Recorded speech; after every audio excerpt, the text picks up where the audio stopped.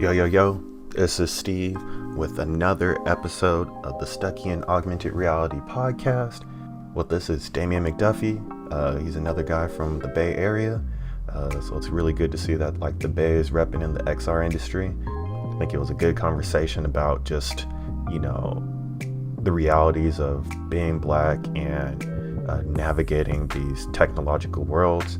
And from there, seeing what we can do to have an impact on the people around us. And so it was a good conversation. Hopefully you all enjoy it. And from there, again, let's try to get more black people into AR and VR and XR and having these conversations and lifting the hood from a lot of these technologies and products to show that we can all do this stuff together if each one teaches one, And so with that, let's go and get started with the podcast. Okay, so cool. We got another episode of the podcast. I think it's funny that I just sort of started a podcast just to talk to people, especially this one, because this is technically a rebrand of a podcast. So, but this is the Stucky in Augmented Reality.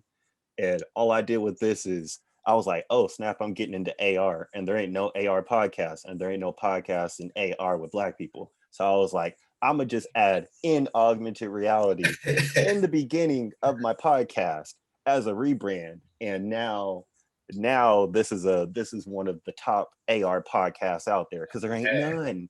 And there ain't none. And Blackness at the forefront. It's necessary. But welcome again.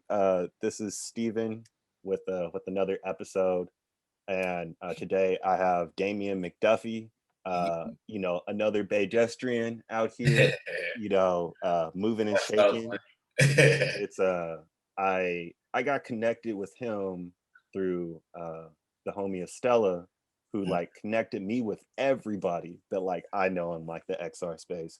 And come to find out, there was somebody, on the, right next to, in Oakland that was also doing some stuff that ended up being on the whole like Unity for Humanity Summit too. Yeah. In a whole. It was collecting us. Yeah, right. Like it was just like, hey, and so good to tap in with you. How's everything been? Everything is good right now. Like it's really been just what you described, kind of like being connected and talking to creators around like this new space, and a lot of enthusiasm around XR, around AR in particular. And I think, I got connected with Estella and you through another friend, a photographer, Anthony.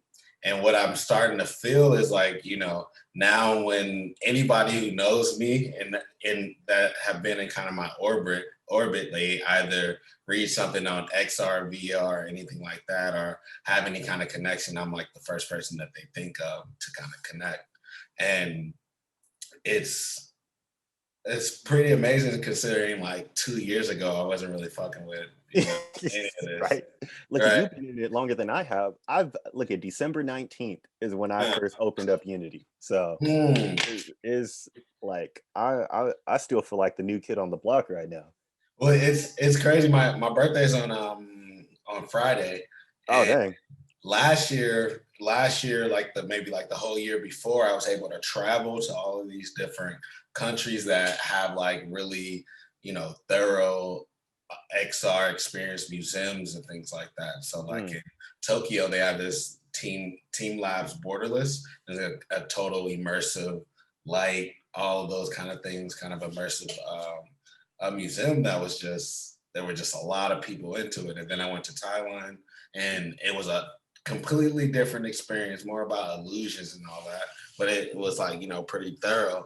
And I had the goal of last year to just like create an app on Unity, like to get something that actually works, that I can pull up a camera, look through something, and something else happens. Not even like something amazing, just kind of like get the functionality about it. Because I think I was real fortunate growing up in West Oakland, and like having the kind of teachers that I have. Like I remember one of my like preschool teachers used to always tell me, her name's Miss Great. Isn't that a great name? Her name is That Miss is, Great. you And can't she have a greater says, name than Miss Great. she would always say like, she would always tell me like, she really believed that I could learn anything if I really focused. So she knew when I was like not really trying. So she just, not hit me, but, talk me in a certain way. But Yeah. it was another situation like that with Unity. I don't know what it was for you. Just I don't know nothing about this, but I know that there's an end product and there's a way to get it right. So as long as I just keep trying at it, I can figure something out. And I kind of came at it with like a preschool mentality, and it's like really that's probably the mentality that you need for this. Yeah, like no lie, like so I did you remember when like the Masters of the Sun thing dropped? No, no, I'm not sure. Yeah, so like literally my first sort of like it being on the radar for me was when Will I Am went on to the Breakfast Club like maybe 3, 4, 5 years ago, right? Mhm. And he was like, "Hey, I got this new graphic novel with Marvel." And this is around the time where I was like, big into like making comics and all that. Yeah, I still am, but yeah. like I was like rooted in it. I was in like a comic studies program, all that stuff. And so then at the end of it, he was like, "Hey, and I got this thing, I got this app to where the stories and the characters pop off the page." And so I Mm, was like, "Wait, like this is crazy." Because like in the back of my mind, I was like, I feel like I'm an animator, mm. but like the opportunities for animators, independent animators, is very slim. Like you either getting TV shows or you getting, you know, Instagram, you know, stuff, right? Like, like there ain't no in between. And Ah, so I was like, oh snap! I've been trying to find a way to like integrate my comics with animation because mhm. they're all same tools. And so I saw that he was like, "This is this AR app, and you could get it." Blah blah. I bought it. The app didn't come out till like 2 years after the book came out. Oh, I for didn't get to. real? I never got to experience. I just saw that and Uh, watched the YouTube videos, and then I went to Adobe Max 2019, and that was a big AR thing with the Adobe mm, Arrow. And then I ended up just meeting one person after another, and come to find out, one of the paper producers that I buy paper off of Amazon, they had a booth there, and they had an AR children's book mm, that did exactly what I was trying to do. mhm, So they were like, just download this app. You could have the book for free mm, and experience it. Let us know what you like. Let us know what you think, and you can hit us up if you have any questions about it. And so I hit them up. They gave me some resources, and then one of mm. the things they said is, if you want to build your own app and build this whole thing, uh, look up Vuforia and Unity. Yeah. And I did that. This was around the time of it was like December. It was literally like mid-December. So this was around the time that like Udemy had those like sales for like $10 courses and stuff. Yeah, I yeah. just typed in Unity and Vuforia, found a course for like $12 and spent like the next month just like trying to figure it out. And so that was it for me. Like I the mean, rest was that's history. what it. I mean, and that's what I'm one just trying to grow into an evangelizer. Like you know, like the great thing about AR is that our mixed reality is that it's magic. That is Hmm. also a great thing about it is that it's just math, really, and Yeah. Right. functionality and tools, right? So, there are going to be two different people who are going to take the same tool and think about it in a different way. It's like, oh, they just want to stay in the wonder of it. And Hmm. other people want to get into the, okay, I see something that's impossible, so I need to know how it actually works. And Yeah. I got my cue from my nephew. My nephew, he's like 19, and he used to always tell me, he's like, every time I ask him how he learned something, he just say, YouTube, YouTube, Yep. YouTube. YouTube University, And I man. was just like, okay. So I was like, the thing is, you have to find your teacher, on Yeah. YouTube. You have to find like the right person that you can tolerate hearing, that also can tell the kind of stories that allows you to learn. So Hmm. there's like some sifting through.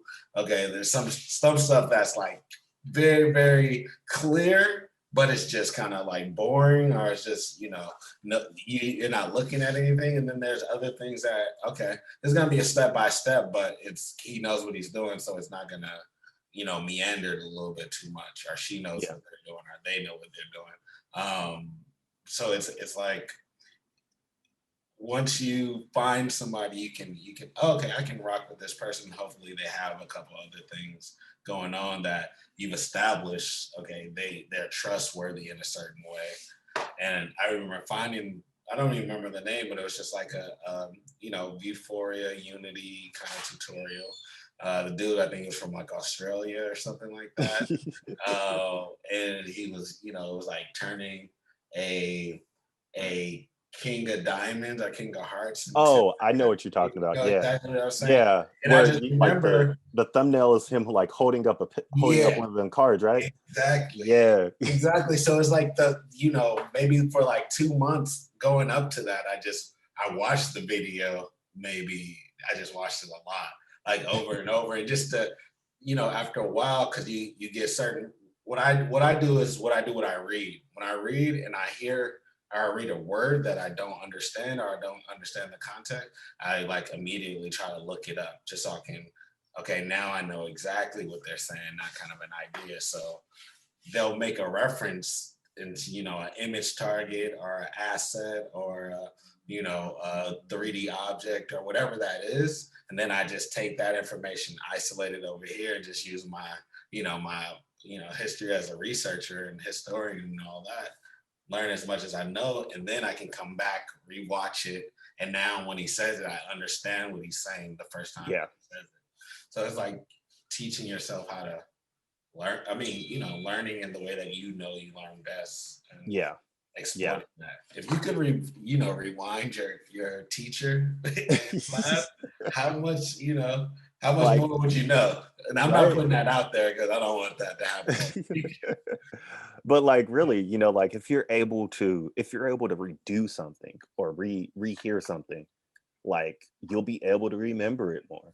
Mhm. And I think that is just that's something that like people are starting to appreciate more with like, COVID and like asynchronous stuff and online classes. It's like if you accidentally yawned and you missed something that the teacher said, you Mhm. could pause it, rewind it, and go back to it, right? You could slow it down half that time.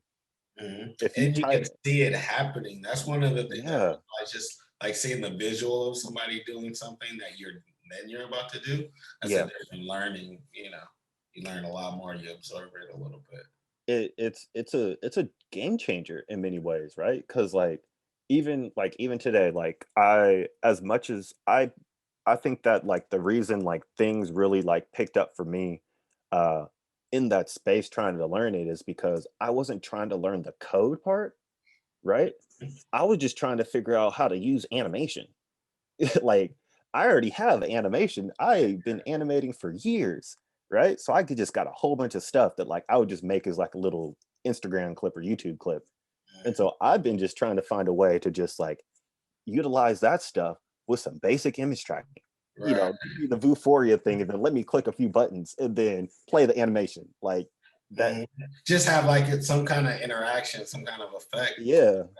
Like it was super basic. Like I think the farthest I would go is like Mixamo, right? Like No, I don't. I don't. you don't know Mixamo? Uh-uh, Dude. I Like don't. so Mixamo is like this library that Adobe sort of acquired. Like Mhm. it's a 3D library of I think I animation did. and Okay. yeah, that you just log on to it. You can upload a character, it'll auto rig it, and then you can just add animations to it. Then you could export it out for Unity Hmm. um, as like FBXs. It So is it definitely, different? It's different than Sketchfab in the way, like in terms of like you can animate it in the way that you want. You can, puppet it and all that. uh, well, they have like pre like baked animation, and so like you sort of say like you type in the search editor, it's like, oh yeah, I want a walk sequence. Yeah. You could find a whole bunch of different walk sequences. You could say like, oh, I want a hip hop dance or like a Mhm. ballet dance, or you want a head spin or something. Like you could type Mhm. that in, and then like it'll have that it'll have that like clip that you could choose. And so if you're familiar with like kit bashing, like kit Mhm. bashing is that it's essentially like what you can do to like kit bash some like animated sequences. And so Okay, okay. I was like, okay, I got me some 3D models. Hmm. I get some stuff off of Mixamo, Hmm. connect those to some buttons. You press the button and they play the animation. And I was Right, like, damn, I got an AR experience right here. right. And I And built the that's app what it around it. is. That's it, right? It's a like a year into it, right? Like now I'm like, okay, maybe I should learn some like C sharp, so Right. that I can, do like push like what the tools can do. And Uh, see what you can actually, I mean, because it's all about the customization. And I yeah, didn't know a lot about like C sharp and Unity and all of that. And now you kind of sparked in my mind. I just remember I was in what is his name, Idris Sandu.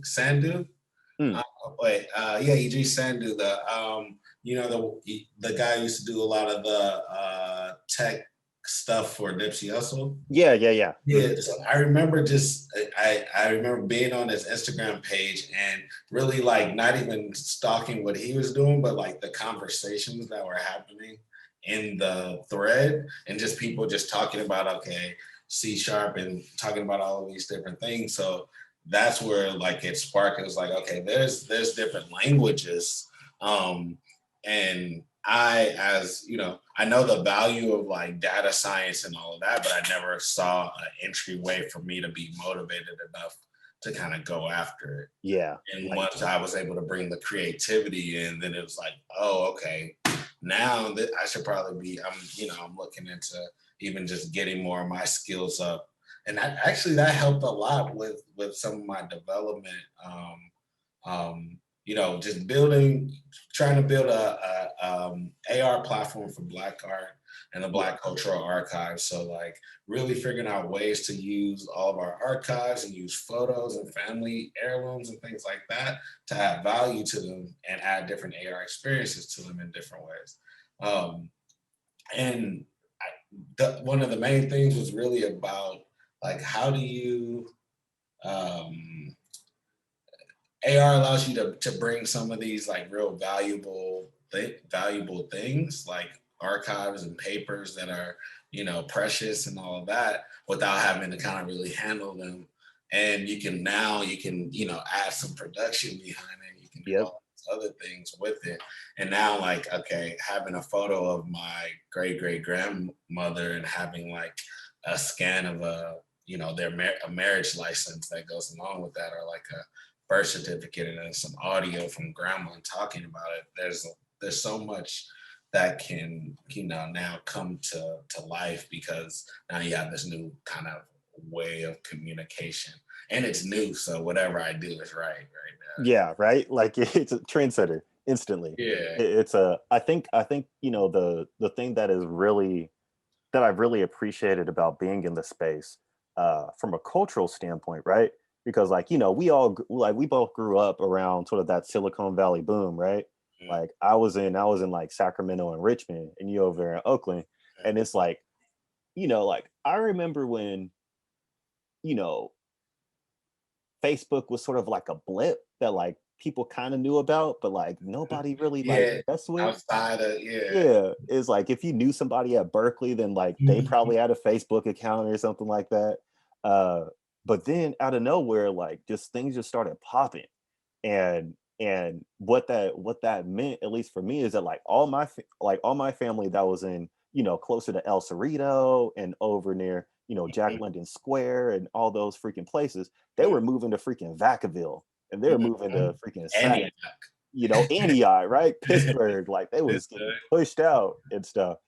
And so for me, I was like, okay, well, the way tech like the way tech impacted me, I didn't really get the internet until I got to college. So like the way tech Mhm. really impacted me is that like I had to travel a lot further to like visit my family. Like family, like people was just getting pushed out. And so for me, like culturally, like seeing all this stuff, it's like, yes, like we're sort of, because of COVID and everything, like we sort of have a good footing as long as we got a computer, right? And then it's just really Mhm. just exploring the tools and seeing what you could just come up with first. and having that set the precedent.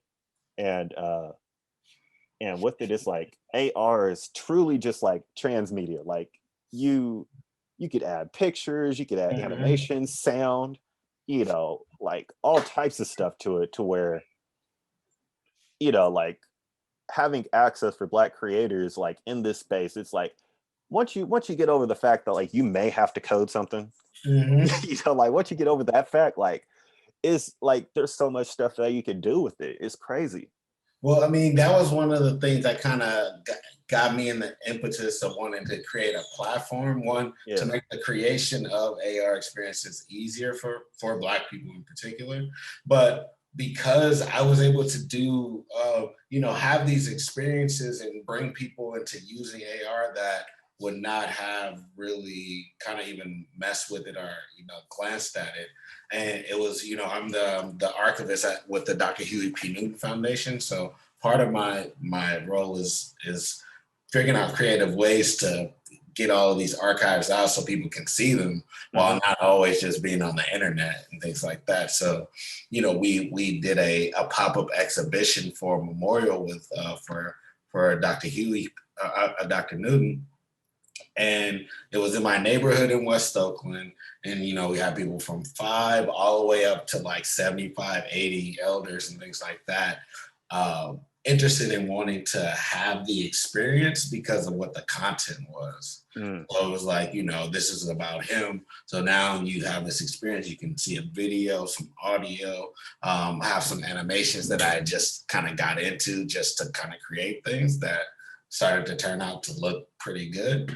And I was like, this, if it's Arrow or if it's even these other companies that are coming out of Eastern Europe and all of that, there's no way these people who are here would even access this, this app without me shepherding it. So it's like, I'm really into the, the idea of like not bringing, Black audiences to, people who won't really even like outreach in any kind of way.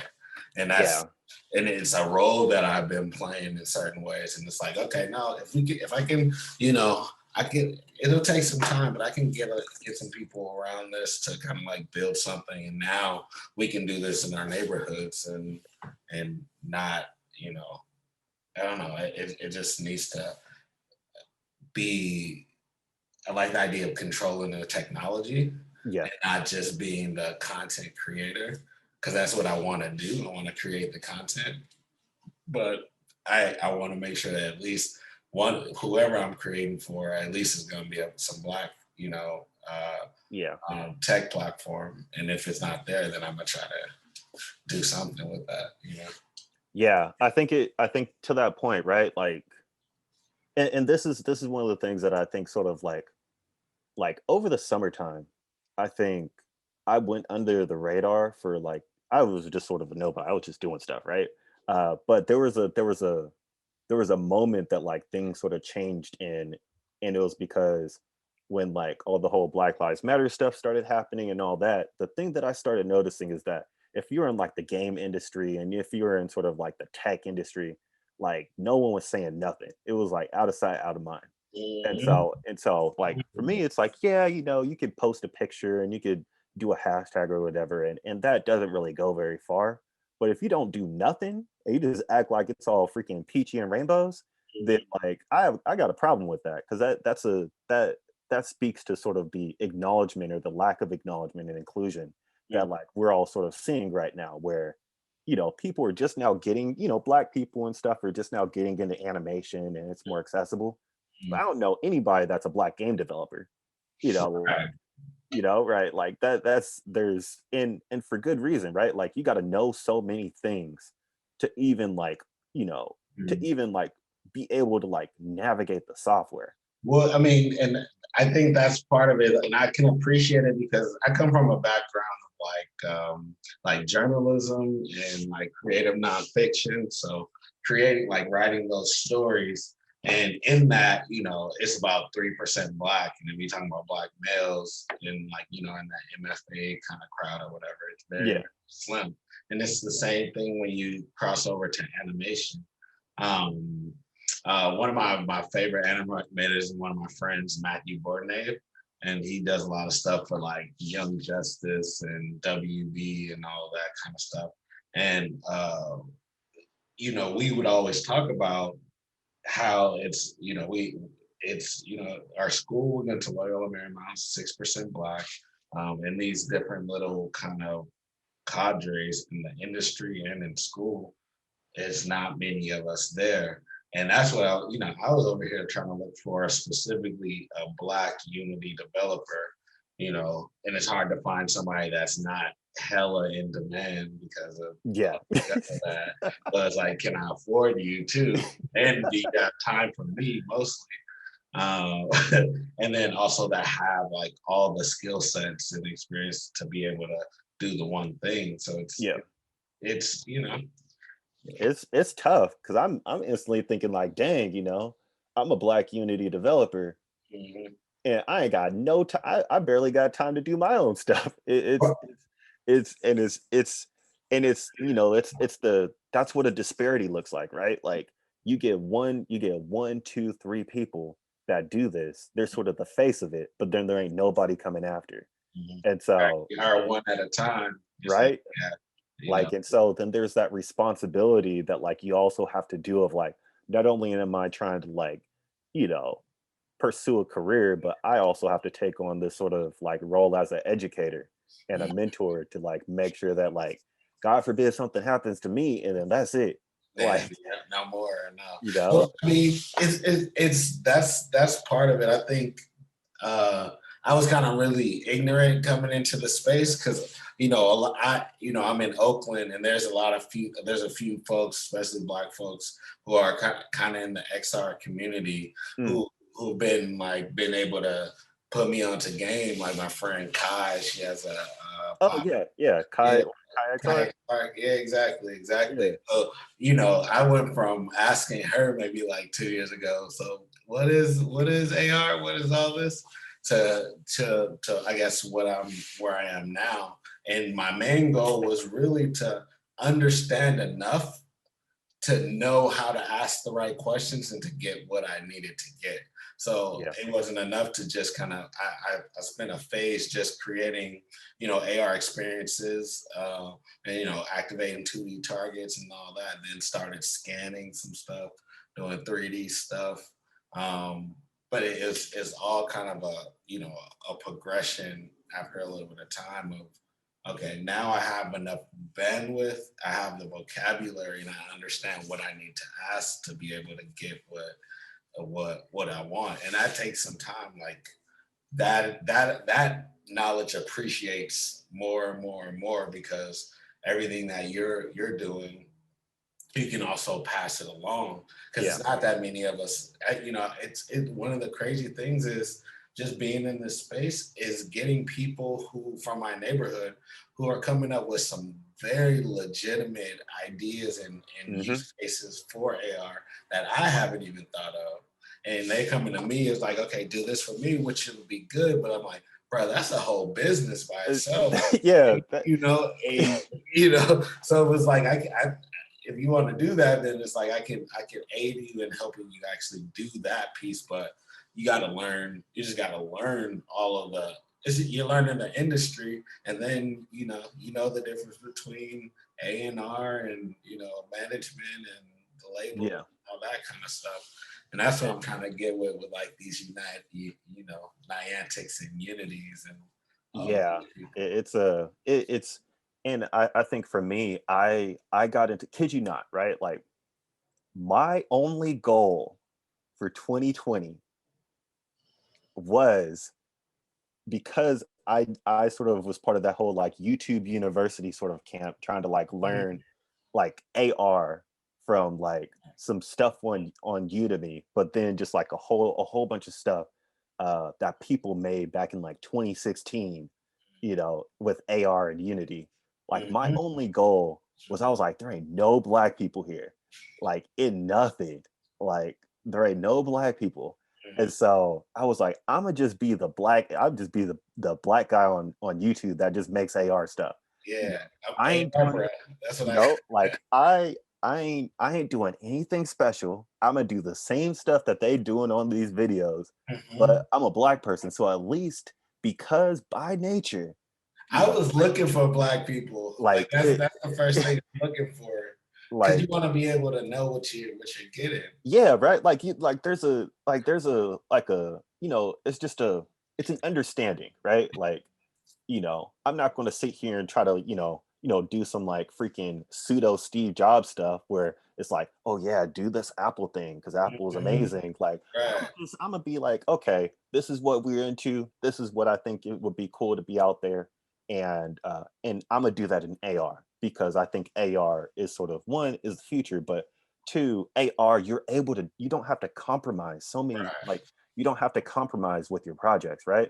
And people don't know shit about it too. Yeah, and That people just helps. don't know nothing about it. Like, and so what I learned, what the beauty that I had before the pandemic, right, is I released my app, and then I used to do like what was it like last Thursdays in Oakland. So I used to do Mhm. that. So when I got up to Portland, Oh, they you like First Fridays? yeah, I used to do First Yeah. Okay. Friday. So I had like my little booth. I Yeah. had I had like a tent and stuff when it started getting Yeah. windy, and I would just be out there, Oh, So I was out there before I it's moved up like to right in Portland. front of my house. I live Yeah, right off yeah. So Telegraph. I was out there, and so they have these like little pop up sort of marketplaces in Portland because Portland has like a very small like black community of like business owners and entrepreneurs, and so I released my first app, and then I went Mhm. out there and I just had it set up right. I just had like the main Right. character.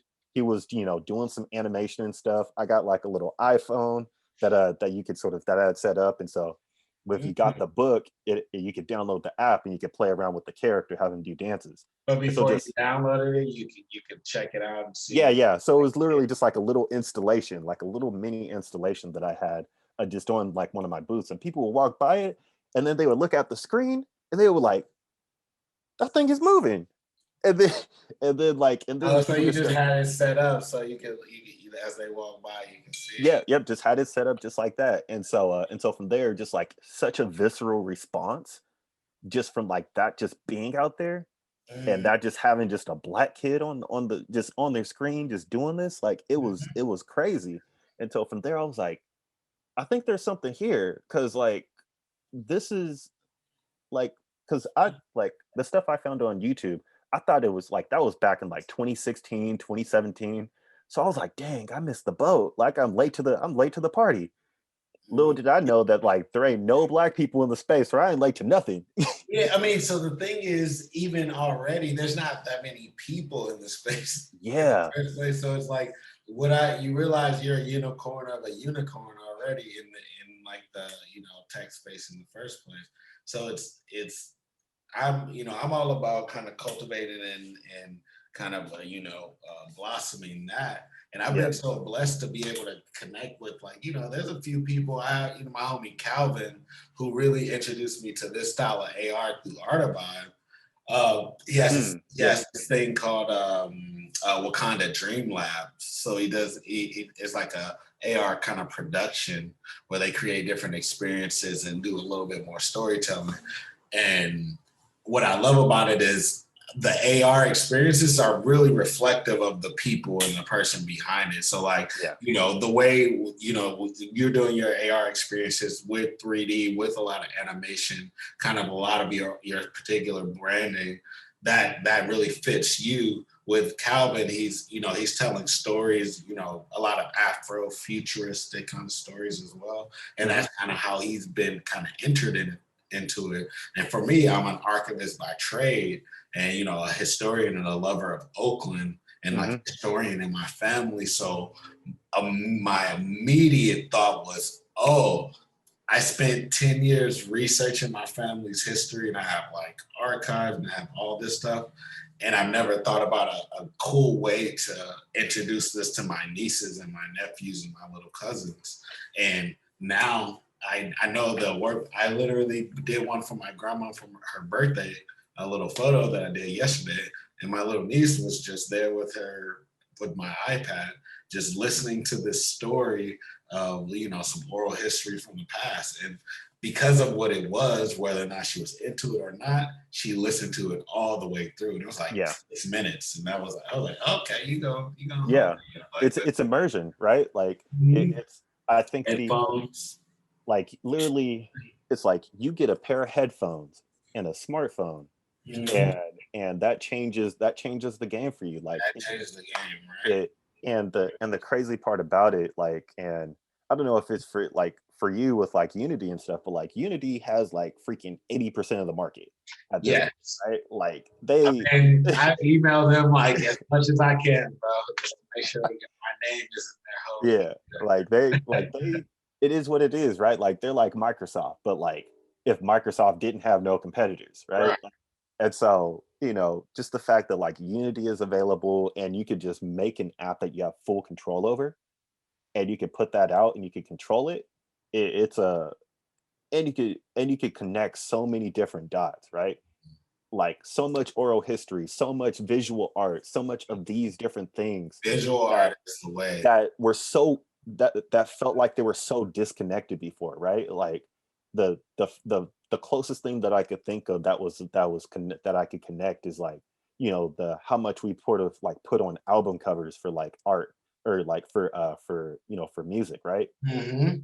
Like you have an album cover and it's sort of like the face of like that sound, but like they're never sort of integrated like completely. Mhm. And with AR, you have that, and it literally contains, the information to to this whole experience. Uh that's why I was like, man, this is for us, for people that like love that like tangible nature of things. Mhm. It's like AR is like, the It's well, because it's everything, because everything